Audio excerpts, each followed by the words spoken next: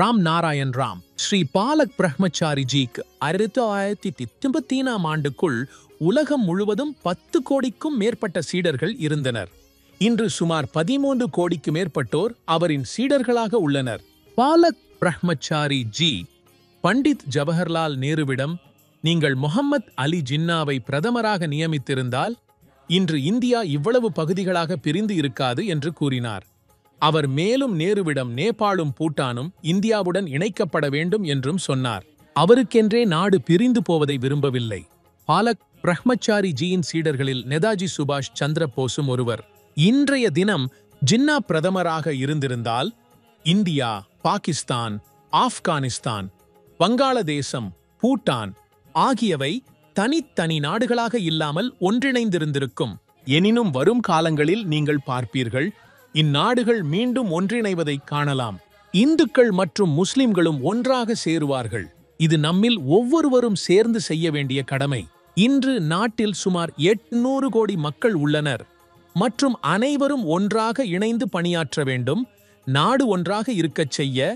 நாடு பிரிக்கப்படாமல் இருந்த காலத்தில் இந்தியா ஒருமித்த தேசமாக இருந்தது. அந்த வகையில் மீண்டும் அனைவரும் ஒன்றாக வாழ வேண்டும்.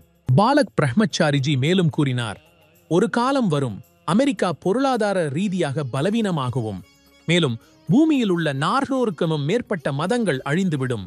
மாத்திரம் உயிர் மதம், இயற்கை மதம் மற்றும் நீர் மதம் மட்டுமே மிச்சமாகவும் அவைதான் உங்கள் மதமாகும்.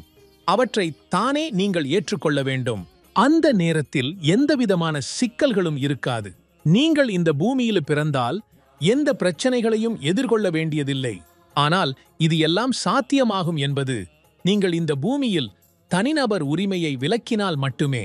நாம் மனிதனால் உருவாக்கப்பட்ட அரசியலமைப்பையும் அரசியல் கட்சிகளையும் சாதி மதத்தையால் ஒழிக்க வேண்டும். நீங்கள் பார்த்திருப்பீர்கள், காங்கிரஸில் இருந்த முக்கிய தலைவர்கள் இப்போது இல்லை. நேரு குடும்பம் நாட்டை விட்டு வெளியேற வேண்டும். இல்லையெனில் அவர்கள் உயிர் இழக்கக்கூடும். அவர்கள் தப்பிக்க வேண்டுமெனில் அவர்கள் ராம் நாராயண் ராம் என ஜபிக்க வேண்டும். சஞ்சய் காந்தியின் மரணம் ஒரு அகால மரணம். லால் பகதூர் சாஸ்திரியின் மரணமும் சந்தேகத்திற்குரியது. அந்த நேரத்தில் விசாரணை செய்யப்பட்டிருந்தால் யார் பின்னால் இருந்தனர் என்பது வெளிவந்திருக்கும் மற்றும் இது காங்கிரசின் சதி என தெரிய வந்திருக்கும். நாடு முழுவதும் இவ்வெல்லையில் ஏன் சாந்தியாயிருக்கிறது?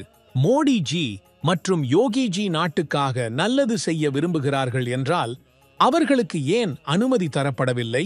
கடந்த 70 ஆண்டுகளில் காங்கிரஸ் செய்யாத காரியங்களை இப்பொழுது மோடிஜி மற்றும் யோகிஜி செய்கிறார்கள். இது மக்களுக்கு தெரியவில்லையா? மக்கள் தங்களது கண்களை திறந்து பார்க்க வேண்டும். மோடி அரசு நாட்டுக்காக எவ்வளவு கடுமையாக உழைக்கிறது என்பதை.